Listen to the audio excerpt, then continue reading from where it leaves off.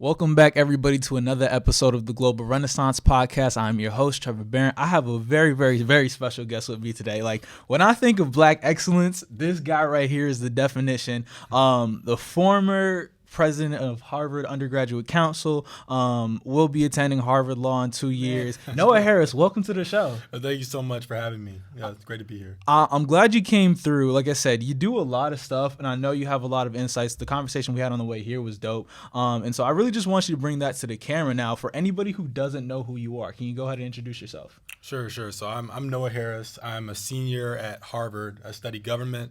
I'm from Hattiesburg, Mississippi. So that really just shows, got a lot about who I am, being from the South, being very community oriented, always looking to give back. And when somebody sows into me, I'm trying to sow it right back into the community. I think just coming from there all the way to Harvard, I guess that's kind of a long shot story in and of itself. For sure. You know, just having the opportunity and the blessing to be able to be where I am, I think just says a lot about kind of, everything that I've been able to do and the opportunities that I've had. Can you talk about your upbringing, right? I know we're going to get into all the things you've done in the past couple of years, but can you talk to us about the start, where you come from? You're from Mississippi, right? Talk to us about where you come from, kind of the environment and how that shaped you, your family life, the people you surrounded yourself with growing up, how that shaped you.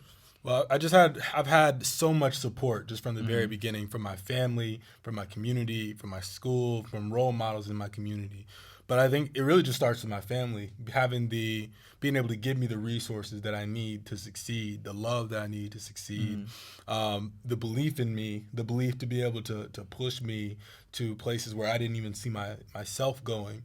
And I think also them hammering down on the importance of education. And I maybe didn't see it then, but them saying, okay, so you need to apply yourself in everything you do, every homework assignment, every test is important. You know, you don't see it now, but you working hard in school is going to help you get into a good college. That's going to help you get into a good job. So I just knew that every day at school, it was my responsibility to do everything I could to do well. And so I think that has always just followed me. And so I think I credit them with giving me that solid foundation and then continuing to support me, continue to uplift me, and really trying to tell me that, okay, you know, you're from Hattiesburg, Mississippi. There's not a lot of resources, not as much as there is in big cities, but there's a lot of love, there's a lot of support, there's a lot of foundation. And kind of throughout my journey, them telling me, okay, you are enough. Yeah. You know, and really being able to hear that enough to really believe it and to buy in, I think is something that just is foundational. Yeah, for sure. Do you remember at what point you really kind of understood that you are not only enough, but you have what it takes to be excellent? I do. So it's I don't know if you've heard of Beta Club. I haven't. So it's this community service organization. It makes sense because it's mainly based in the South. I think the farthest north they come is around Missouri or Virginia. Yeah. And so it's mainly based in the South, but it's got a motto of lead by serving others. And so ever since then, I've just kind of always had that mindset of like, okay, how can I lead, but also be in service as I'm doing that? And I was in 7th grade. And I was in Beta Club. You're in it for junior Beta Club is middle school, senior Beta Club is high school. So I was in the 7th grade, and my the kind of person who's running Beta Club asked me to run for state office. So at that time, you have a slate of officers in each state's version of Beta Club. And so each school can have one person run. And so usually the big schools like Oak Grove in general is usually trying to have somebody run because it's kind of a big deal to have an officer. And so for her to kind of see me as like, I was the kind of like this quiet dude, still somewhat reserved, but a lot more outgoing than I used to be. And for her to see that in me, it's like, no, you're not somebody who's trying to lead from in front. You've always been somebody to lead from behind. And she saw my grades. She saw some leadership in me, that the things that my parents had been seeing and saying kind of came to fruition with someone else. And I ran and I ended up winning. And just that whole process of speaking in public and speaking in front of about 3,000 people from all around the state, huge stage, big arena, And I was giving that speech, and it just felt amazing. Yeah. You know, it was a feeling that I had never felt before, like a certain confidence that maybe I'd only had in sports to that point. Yeah. And so it was at that moment that I kind of realized that, you know, maybe there's something here. And then going to nationals, I didn't win, but I came in second. I ended up running. I was state vice president, running for national vice president of Beta Club, and speaking in front of about 6,000 to 7,000 people, live streamed in front of a whole lot more, and just kind of feeling,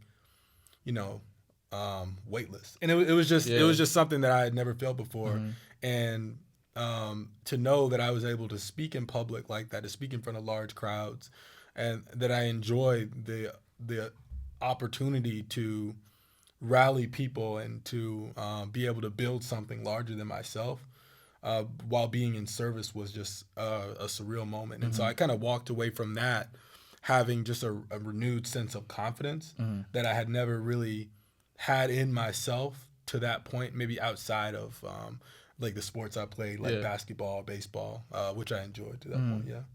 That's amazing. Now, so going through this, first of all, so you got to this point where you're speaking in front of thousands of people. Right. This is while you're in middle school or high school? This was 7th grade. Okay, so how old are you in 7th grade? What, 13? 13. So you're speaking of thousands of people at 13. How, from that point on, did you see your confidence grow in terms of your ability to put yourself out in front of, you know, thousands of people and just being a public leader? Because there's one thing to lead kind of your small community, right, but you stepped way out of that at a very early age. So how did you see your confidence grow in that arena? Well, I think my fear of failure just started to wane, I think, a lot earlier than it would have otherwise, you know, because at that point, I just had a certain, like, a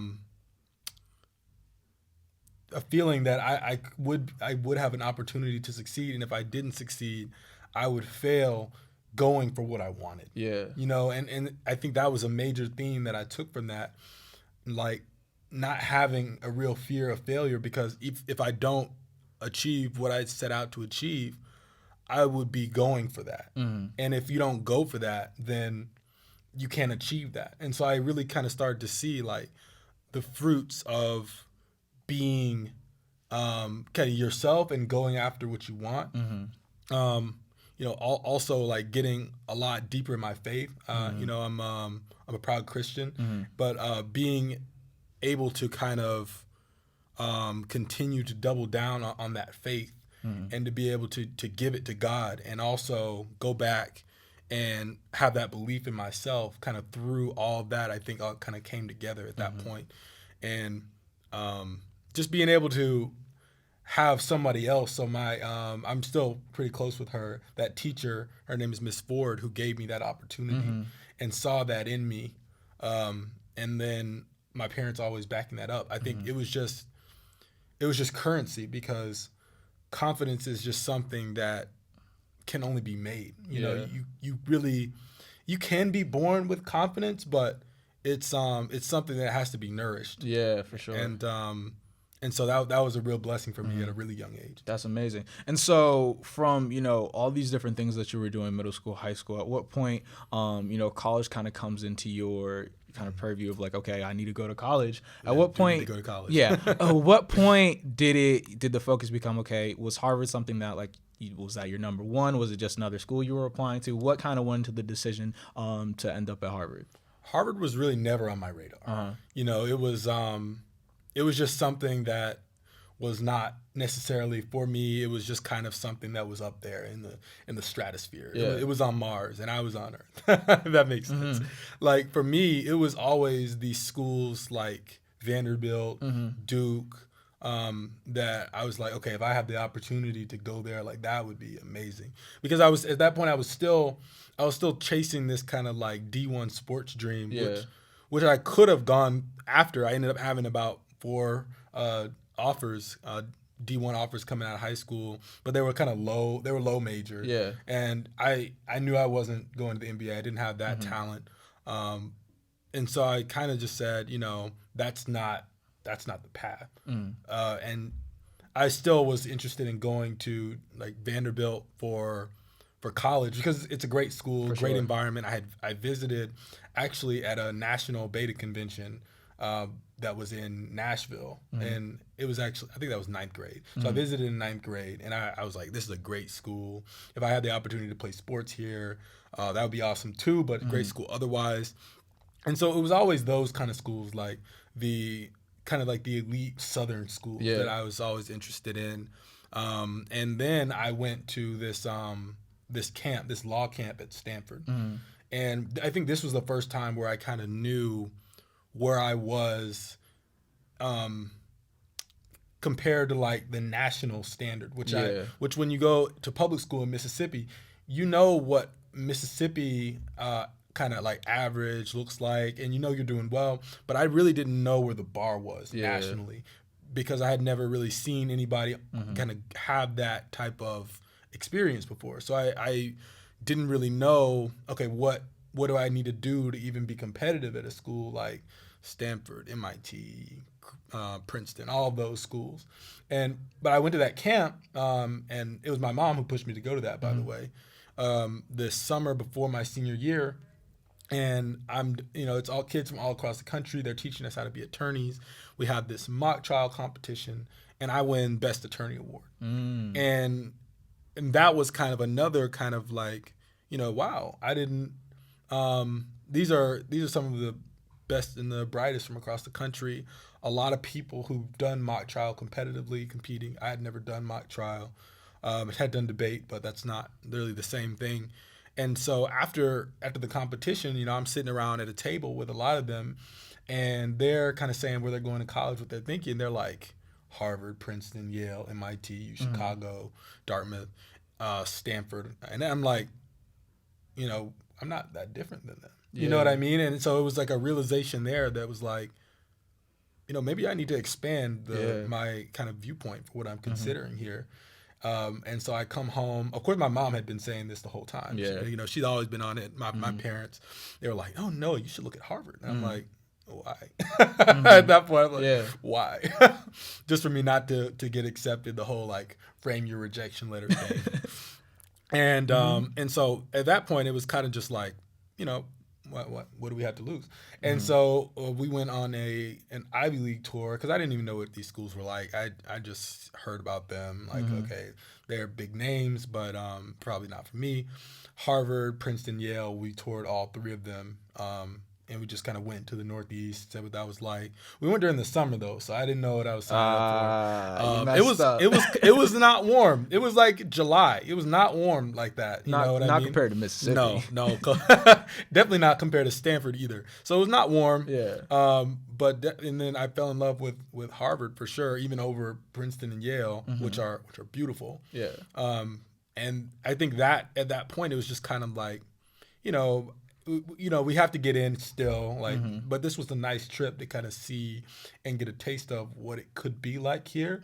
We still knew the odds were long, but it was kind of like, there's a difference between feeling like you're a long shot and something not possible. So we just had a little bit of a taste of what that could be like, and we went for it. And I think you pointed to something important, is that kind of being exposed to something. Right. Once you went to that camp at Stanford, you got exposed to the fact that you're really amongst the best of the best. Because like you said, in your small corner of the world, you know what it's like to be the best amongst that group. But outside of that, you don't really know. Once you got exposed to that, you really realize, like, hey, I can do this. And a lot of people don't have that exposure. Me, I live down the street. Not literally down the street, but I'm 45 minutes away. My dad went there.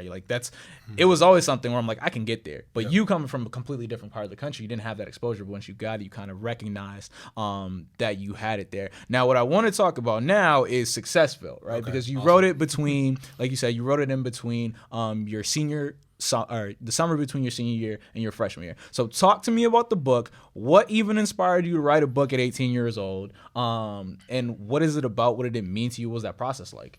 I think for me, when you kind of go through a situation like that where you're accepted to this school, I feel like, that's a surreal moment. It was very special for my family. And going back and kind of seeing, okay, like, how did this happen? Like what were the ingredients that were kind of coming together for me to even have this opportunity? And I think I saw a lot of support from a lot of people, just really kind people who were really great to me in formative years. And so wanting to give back to just my community, like the school system, like, because I know there are so many kids like me who are in Mississippi, but when their guidance counselors suggest that they go to a state school because it's a lot more affordable, or they think it's a lot more affordable, they just take it. Like at the first opportunity to better their situation, just grab it instead of maybe reaching for something a little bit more lofty. And so I feel like trying to tell kids like me in my community and others like it that, not only are you enough, but you are enough to go after that and get it. If you're willing to do the work, if you're willing to sacrifice some things, and then you can go after that and get it. And the message behind the book is that you can do anything if you're willing to work for it. It's kind of like that cliche, like anything is possible, but anything is possible if you're willing to do what other people aren't doing to go after that thing. And so the idea to write the book was a main just chance to give back to my community and to know that I was going, thousands of miles away as somebody who had lived there my whole life and trying to leave a presence there and being able to inspire other people. And I think that just kind of came out by the way of a book. Like, how can we leave a message? How can we leave a presence? How can we invest in the community, without having the financial resources to be like, okay, here, money to this school, but by being able to kind of take some of the things that I felt gave me an opportunity. I think a lot of it boiled down to encouragement. And it's something that you really can't put a price on. And it's something that also costs nothing. That's true. And me having my parents, me having that school system, me having people kind of saying that, like, at every stage, because that's important. You can't just encourage at one stage. Like, from all the way up, like, you can do this. You can do anything you want. You have all the tools. Nothing is holding you back. God is on your side. Like, all these ingredients, and kind of just like, I'm like, wow, how different would my life be if my parents had to work 4 different jobs and, like, there was no one at home to, like, be like, okay, you can do this. And so trying to bottle up that encouragement and try to divvy out that resource, like, how I can, was something that it just all came together at Successville. That's amazing. And then what was the response like once you finally got that? Well, actually, before we get to that, what were the logistics like of, okay, I have an idea, I want to write a book, but now writing it, going to get it published and all of that. What were the logistics like? We were at square one. Like, I don't even know if we were at 1. We were at 0. Like, I had no idea. I'm like, how do you write a book? Yeah. It's a children's book, but at the same time, how do you even do that? How do you get that out? I cannot draw, so I'm like, these illustrations are gonna have to come from somewhere, and it just started, like, Google, just started researching, started asking people, and try to see what this is like, and I realized that, because originally I'm like, okay, maybe I'll like write something and then just like pass it around, to schools. But I realized that there are self-publishing resources, because I think in movies, when people publish books, or when famous people publish books, they have a publisher and a house, a publishing company that will put the books in, like, brick and mortar stores, and they will promote it, book signing tour. I'm not those people. And so realizing that there were self-publishing resources, and that about 75% of the books coming out, probably more so self-published. And so realizing that was an opportunity, investing in, like, someone to do the illustrations, pulling that from a self-publishing company, as like a freelance type person, and then turning that into, like, okay, now we're gonna publish this book, like, going back and forth for months on just nothing but illustrations was really frustrating, and something that I did not foresee. It was everything from, like, okay, this is a second grade class. Second graders don't do multiplication, take that multiplication on the picture of that multiplication on the chalkboard, turn that to like a different math problem. You know what I mean? So we were deep in it, all the details, because you wanted to be right. Yeah. From the font to just everything, and it was really interesting process. Something that, of course, I never was like, okay, let me be an author. I don't even think the goal with me writing the book was to be an author. It was just to inspire, to like be like, okay, community uplift. But then it was like, okay, and it came out on, I think it was February 4th, 2019. And just right away, kind of the support from friends at Harvard, the support from my community back home. And that's another thing when you're writing a children's book, we don't write on a first grade, second grade reading level. Like, what is that reading level? I think the largest word in the entire book was like develop. And I was almost like, I need to take that out. And so giving it to librarians, teachers, trying to see, okay, is this something that kids would even like? And to some degree, like, they didn't really know. And so the biggest thing was just trying to get it to where have the opportunity to even like be something that kids would like. But from what I've seen, like, kids have loved it. We've sold over 55 to 6,000 copies. And just never really expect that. Yeah. And people are still rallying around it. I'm going up to Detroit at the beginning of April because someone decided to buy, 300 books, and they're going to fly me up to Detroit. And so it's just something that you would never even think about. Like, I was not ready for the book to be something that kids actually liked. Yeah.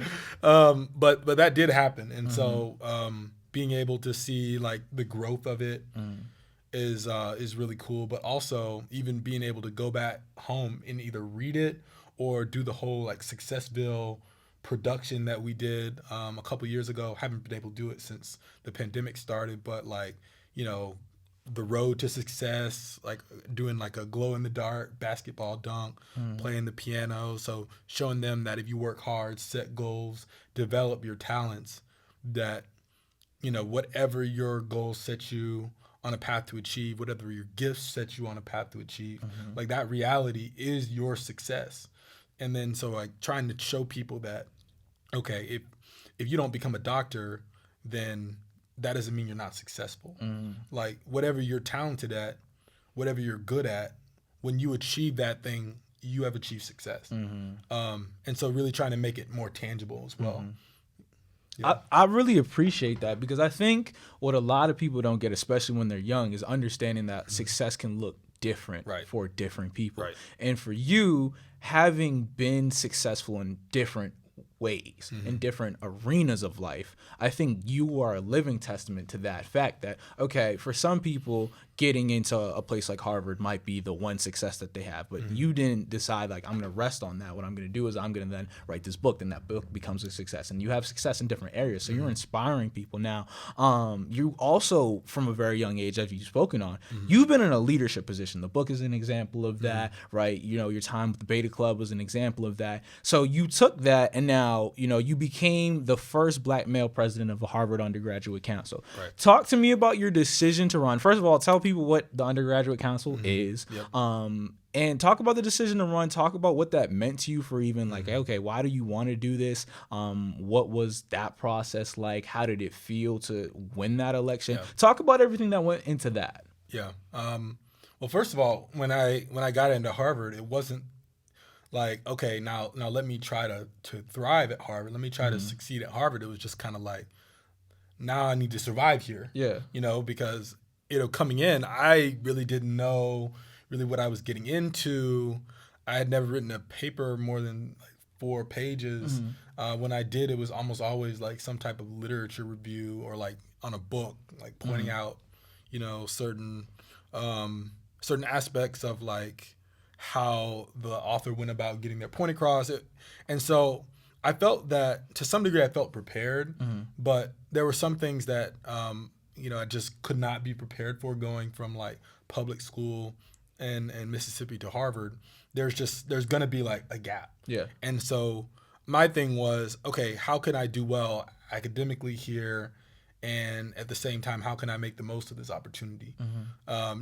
Never was it like, okay, I'm gonna try and rise in the ranks of the student government, but that's what the Undergraduate Council is, by the way. It's the student governing body at Harvard, over the Harvard College, which is the undergraduates.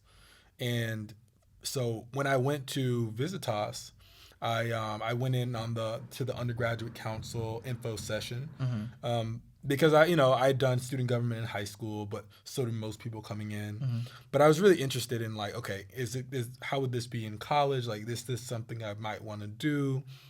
And so I also thought, like, okay, if I want to go to law school here, possibly, like, maybe I should get involved in something where I can have some type of, like, a either speaking role or like service role or something.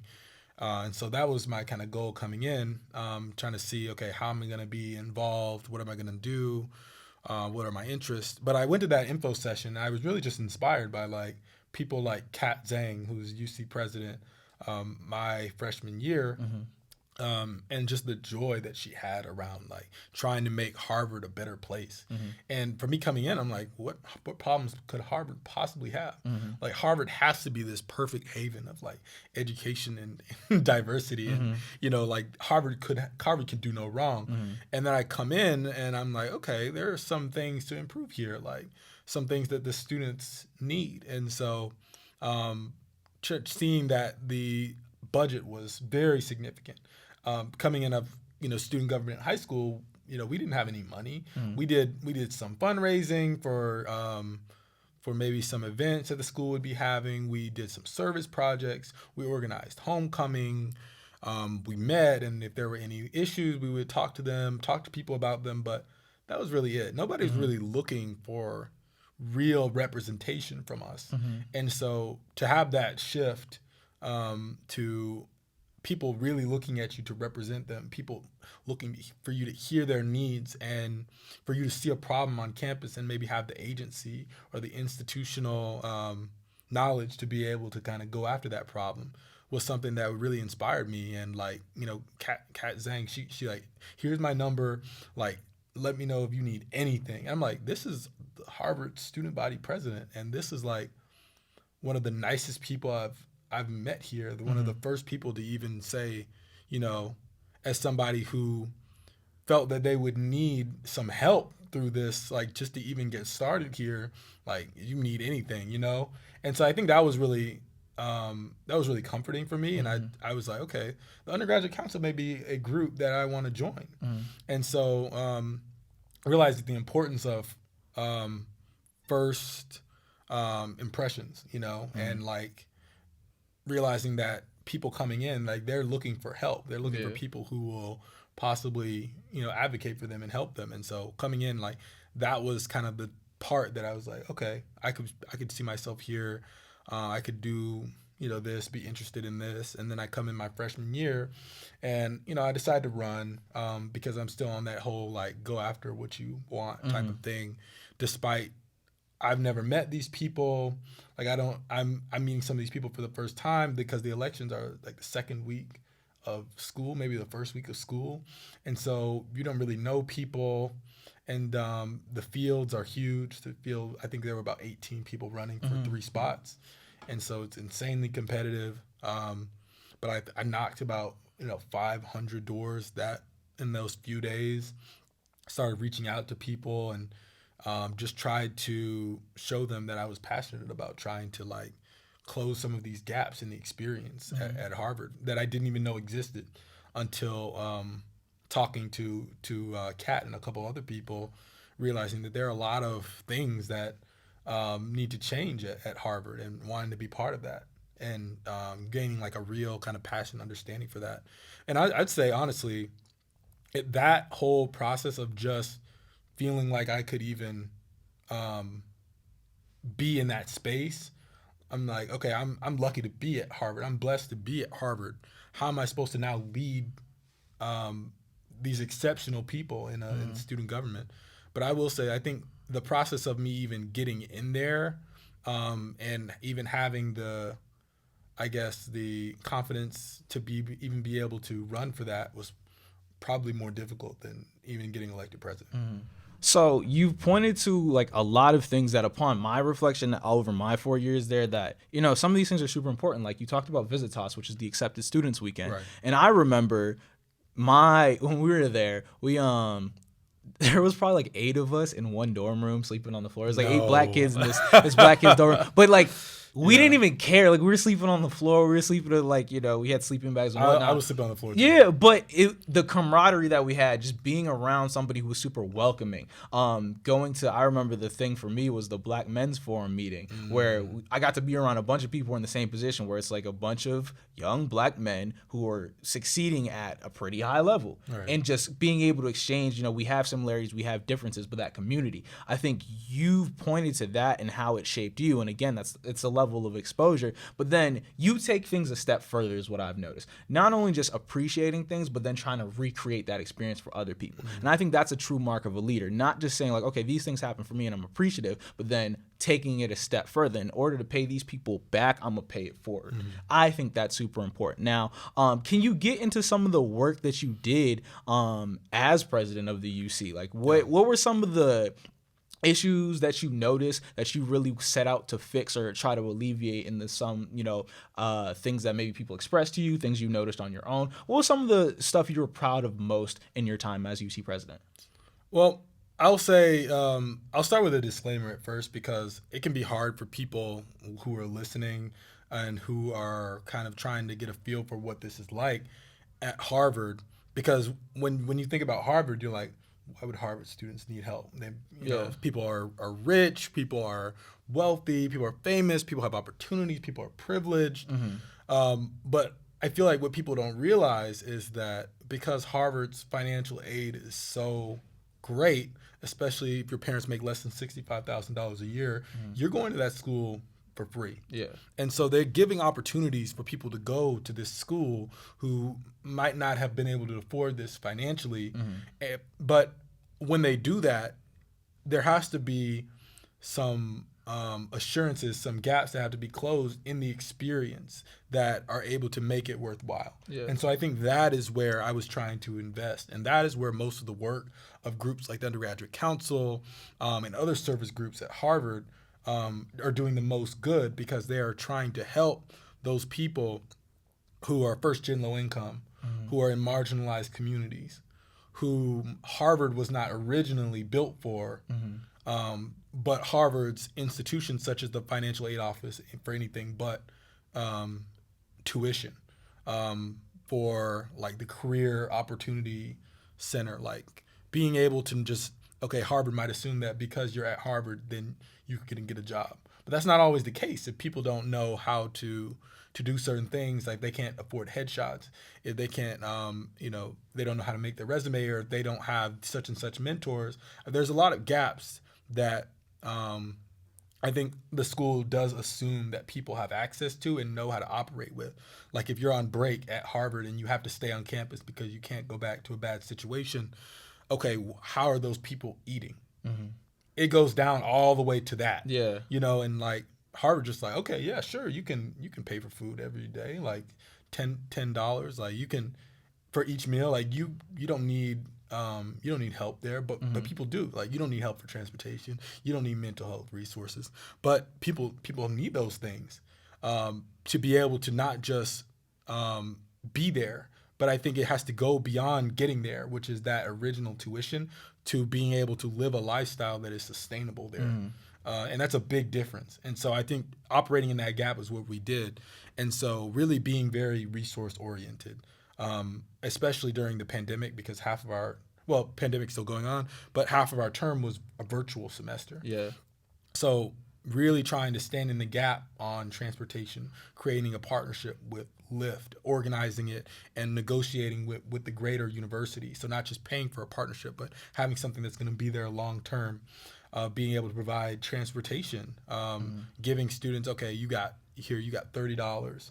to be able to use on lifts. So if you are in Boston late at night and the subway closes down, then you can find your way back to campus. It's also like a nighttime safety thing. Like for mental health resources, right after we went virtual, Harvard's mental health services are for in person.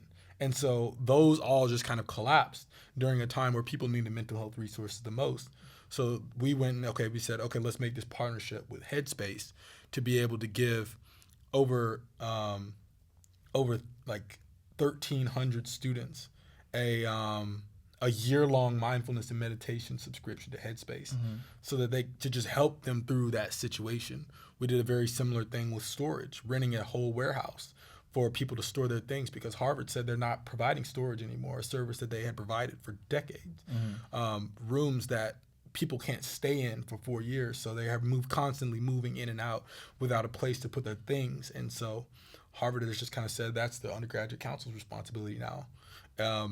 And so being able to kind of say, okay, this is our responsibility. This is where we can intervene and have an impact, and being able to do that. I think also it's not just being able to connect with these partnerships to get a discount on a lot of these really good services for people, but it's also being able to reach beyond Harvard's gates and recognize that despite us needing resources here, despite us maybe not having all the things that we need to succeed at Harvard, there's still a sense of privilege there, and being able to be like, okay, let's have an impact outside of Harvard's gates. So after there's just the awful murders of George Floyd, Breonna Taylor, and so many others, really kind of taking it up as a community to say, we are here to support what is right. So being able to raise $45,000 as a community, that was a combination of work between the Black community leaders, so the leadership of a lot of the Black community groups at Harvard, the Undergraduate Council, and so many other groups, and just kind of saying, okay, if we can raise $10,000, the Undergraduate Council will match those donations. If we can raise 15, we will match it. And then putting all that money together, and then kind of saying to the whole community, like, we're at Harvard, like we have a responsibility to raise this money, and then taking that $45,000 and saying we can do better, and then having all these other groups. I don't know if there was a major group at Harvard that didn't have a fundraiser, that didn't have a GoFundMe, that didn't take it upon themselves to reach out to people to kind of say, okay, like we need to give back at this time of injustice, at this really, really bad time in our country with the pandemic, and then this moment of racial reckoning. And as a community, raising over $350,000. And that was just a moment there where you're just kind of like, we can be doing more. Yeah. You know what I mean? And the fruits of that labor will be beneficial for so many people. And you know what I mean? And then being able to take, like 11,000 of that money, as somebody who was very in the leadership of raising it, and being able to give back to groups like the Mississippi Bail Fund, right at home, like where I know that people really need that. And so I think the thing I'm most proud of is being able to have an impact outside of Harvard's gates. Yeah. But at the same time, being able to really help a good portion of people within Harvard's community who the outside world may never see as needing help because they're at Harvard. But knowing that during their Harvard experience, to sustain themselves, they're going to have to live an upper middle class lifestyle. And that's new for a lot of people. So really trying to help right there, it was really important for me too. And we talked before we got here about some of the stuff you plan on working on, some of the stuff you worked on with your thesis. And I think that really gets to the impact that you want to have outside of the gates of Harvard. So can you talk some about, you're going to be at law school in 2 years. Right. Can you talk about maybe some of the work you did with your thesis and some of the work you plan on doing as you go through your professional career once you graduate in May? For sure. So I finished my my undergraduate thesis, being able to work on the Solid South. I always knew that when I wrote that, I wanted to make it about Mississippi, make it about because with Mississippi, a lot of it is learning about the past.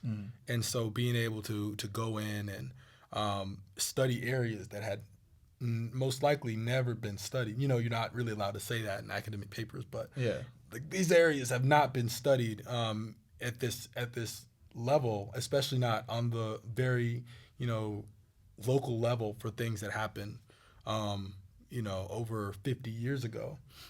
And so really looking at, okay, what caused this the largest kind of like political realignment of like the last 100 years, and like the shift of the Solid South going from segregationist Democrat to Republican, and zooming in on these local Mississippi counties and looking at these newspapers. And that was a whole thing too, because none of those newspapers were digitized for those years. And so this wasn't the New York Times where you can just go online and find any page ever.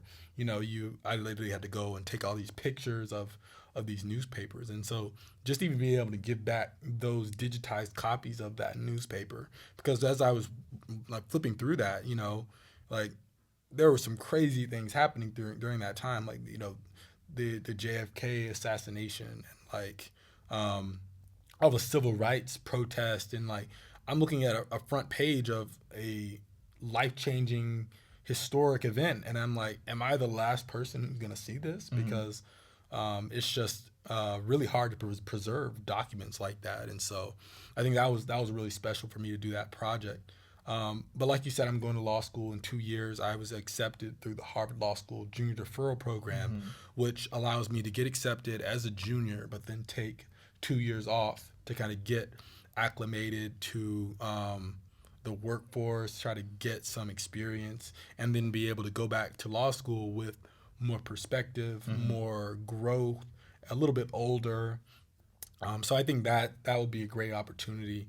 And I'm really focused on being an attorney, being able to use kind of like that same voice that I found out that I had with the Junior Beta Club, all the way back in 7th grade, and being able to use that as well as my kind of love for public service to be able to kind of stand in the gap for people as an attorney. Because I recognize that there are so many people who are wronged by our criminal justice system some way or another. And for them, really just needing a voice to get them through that, like a really tough time. And so wanting to do constitutional law, civil rights law, be able to work, through the realm of the legal system to have an impact and try to make people's lives better, like in Mississippi, around the South, and just everywhere I can have an impact. Because like I've always realized, like my parents from a very young age have done everything they can to try to give me a voice, to be able to get me in a position where I even could have a platform, from a time where I was shy growing up to a time now where I feel confident and in being able to share and being able to give back and being able to use my voice. And so trying to figure out, okay, voice, public service, like trying to be in service to other people. And so, but always also seeing the law and the standard that we have in this country, like, equal justice under law.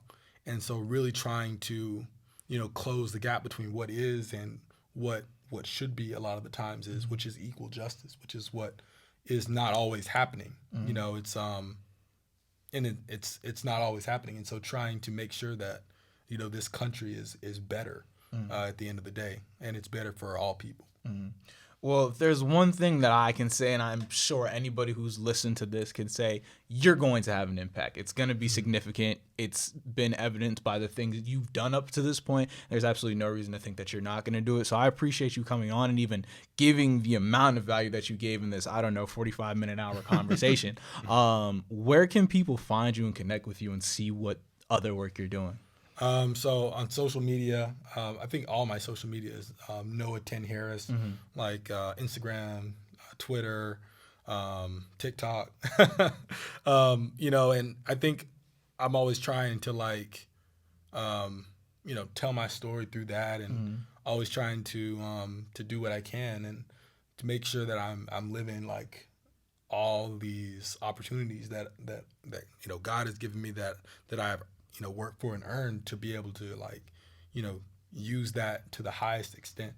And so, yeah, the support that I've received is monumental. And so always just trying to pay that forward, like you said. That's amazing. So make sure you tap in with him in whatever way, TikTok, Instagram, Twitter. All of those will be linked in the description of this. If you want to follow me on Instagram, Twitter, TikTok, _Trev Woods. Follow the podcast at the Global Renaissance Pod. Also, Successville is available anywhere online books are sold. Absolutely. That will be linked in the description as well. Yeah. So we'll have all that. Make sure you get that book, especially got young kids, because that's an important thing. I don't want that to be overstated. Like, your story is amazing, and there's something to be taken from that. Like, most people who are going to be listening to this are probably in the age range of 18 to 25. But if you know somebody who's younger, to be exposed to these ideas at a young age, that's part of what got you to this level. And if you look at anybody who's seen a significant degree of success, they got exposed to success at a young age. So if you know somebody, whatever stage you're at in life, if you know somebody, might be you, it might be someone younger, get them the book. Read it. It's going to be super impactful. So, no, I appreciate you coming on again. Like I said, if you're listening to this on YouTube, please leave a like, comment, and subscribe. If you're listening on Apple Podcasts or Spotify, leave a review, hopefully 5 stars. And we'll see you on the next episode.